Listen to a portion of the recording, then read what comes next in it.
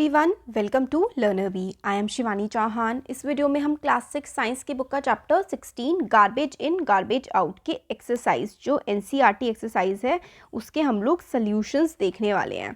तो देखो, जो पहला क्वेश्चन है, पहले क्वेश्चन में हम लोगों से पूछा गया है what kind of garbage is not converted into compost by red worms. तो किस तरीके का जो कूड़ा है वो रेड वर्म्स कंपोस्ट में, खाद में नहीं कन्वर्ट कर पाते हैं।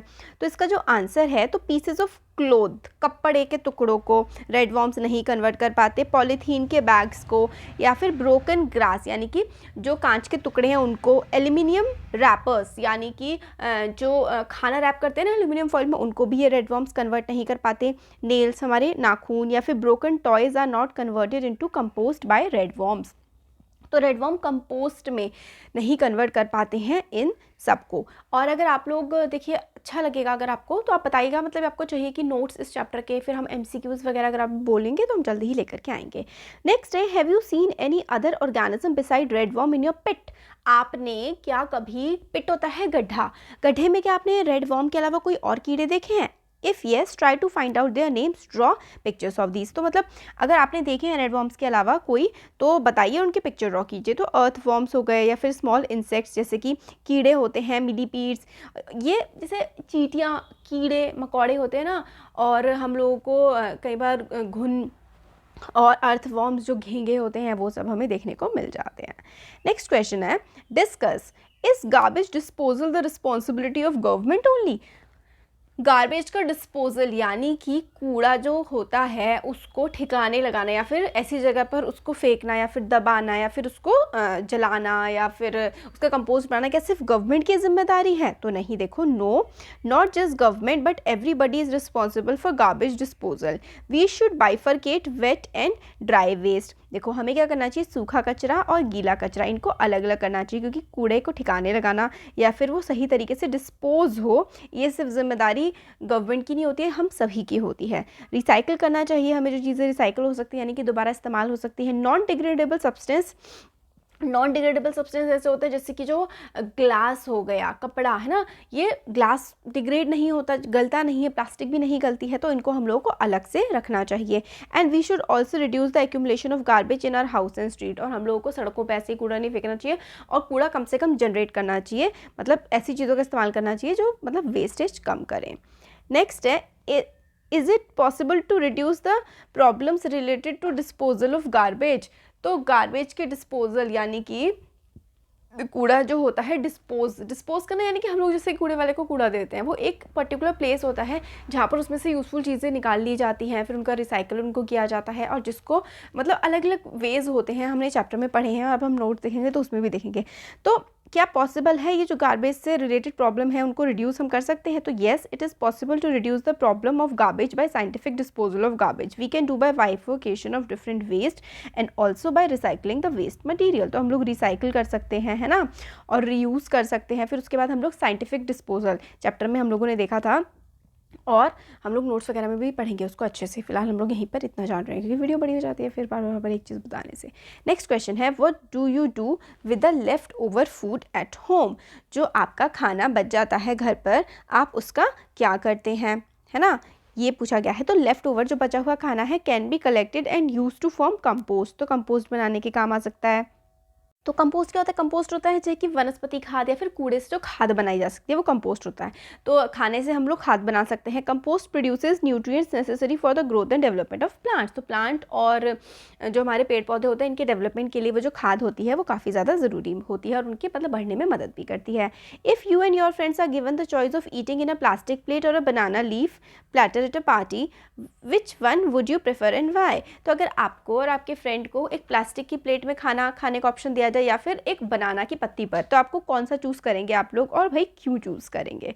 तो आंसर है, we would prefer to eat food on banana leaf because it act as harmless substance which help us to form manure by process of composting. तो प्लास्टिक से पे नहीं खाएंगे हम लोग, जो केला है उसके पत्ते पर खाएंगे, क्योंकि फिर केले के पत्ते को जब हम लोग डिस्पोज करेंगे या फिर फेंकेंगे तो वो अपना कंपोस्ट मतलब वो खाद में कन्वर्ट हो सकता है, और वो कोई हार्मफुल नुकसान नहीं पहुंचाता जो है हमारी बॉडी को, बट प्लास्टिक हमारी बॉडी को नुकसान भी पहुंचाती है। Where is plastic plates can not be converted into harmless substance by composting. Plastic plates are not degradable, hence can permit persist in the environment and cause many problem. तो जो plastic की plate है वो गलती नहीं है, सड़ती नहीं है, मतलब उनका कंपोस्ट नहीं बनाया जा सकता प्लास्टिक का, और प्लास्टिक फिर एनवायरनमेंट में हमारे पोल्यूशन भी फैलाता है और बहुत सारी प्रॉब्लम क्रिएट करता है।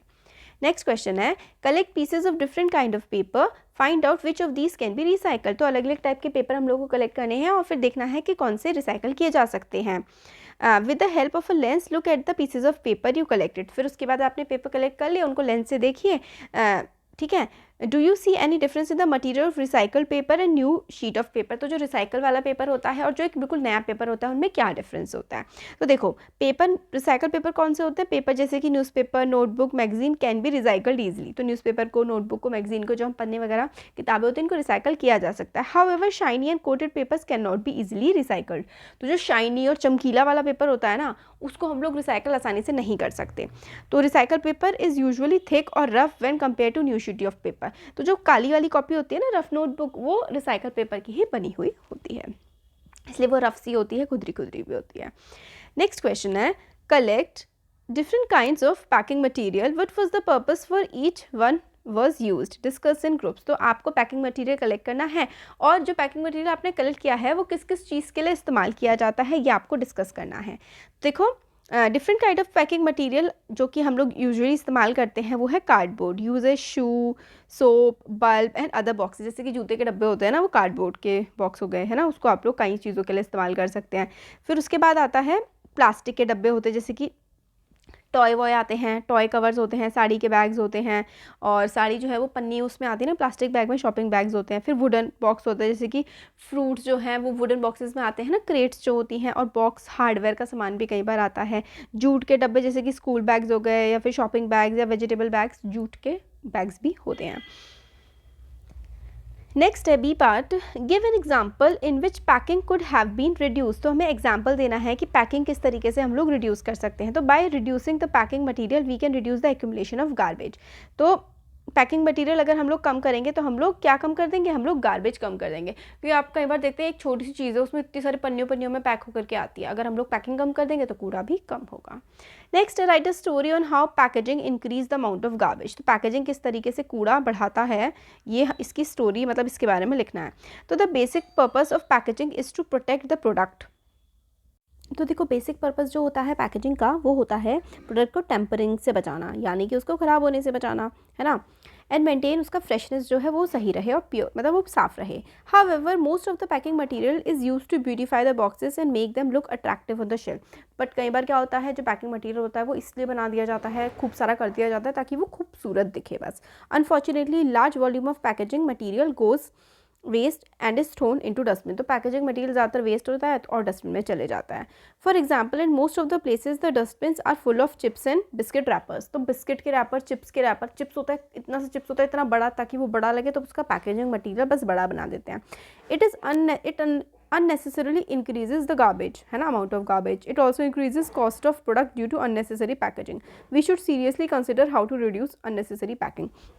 हम लोगों को बिल्कुल मतलब ध्यान से देखना चाहिए इन चीज़ों का कि अननेसेसरी फालतू के पैकिंग को हम लोग कैसे रिड्यूस कर सकते हैं, और मतलब जितना ज़रूरत हो उतनी ही पैकेजिंग करें ताकि वेस्ट भी कम हो। नेक्स्ट है, do you think it is better to use compost instead of chemical fertiliser. तो हाँ भाई, केमिकल फर्टिलाइज़र से अच्छा तो हमारी जैविक खाद होती है, तो बिल्कुल सही है। और क्योंकि वो ऐसा क्यों है, क्योंकि ईजी टू प्रिपेयर कंपोस्ट, उससे हम लोग का कंपोस्ट ईजी बन जाता है और पोल्यूशन नहीं कॉज करता, सॉइल फर्टिलिटी को बढ़ाता है, यानी कि हमारे जो मिट्टी है उसकी उर्वरकता को बढ़ाता है, उस पर अच्छे से पेड़ पौधे उग सकते हैं। कंपोस्ट इज़ बायोडिग्रेडेबल, मतलब बायोडिग्रेडेबल होता है कंपोस्ट, और ईजिली नेचुरली वो डिकम्पोज भी हो जाता है। कंपोस्ट एनवायरमेंट फ्रेंडली होता है as it does not cause any health issues in human and animals. तो ये सारे के सारे पॉइंट्स हैं कि भाई कंपोस्ट अच्छा होता है, हमें कोई हेल्थ का इशू नहीं देता, और जो केमिकल फर्टिलाइजर्स होते हैं वो हेल्थ के लिए भी अच्छे नहीं होते हैं। तो ये हम लोगों ने देखे इसके क्वेश्चन आंसर्स, एक्सरसाइज के सॉल्यूशंस। Thank you.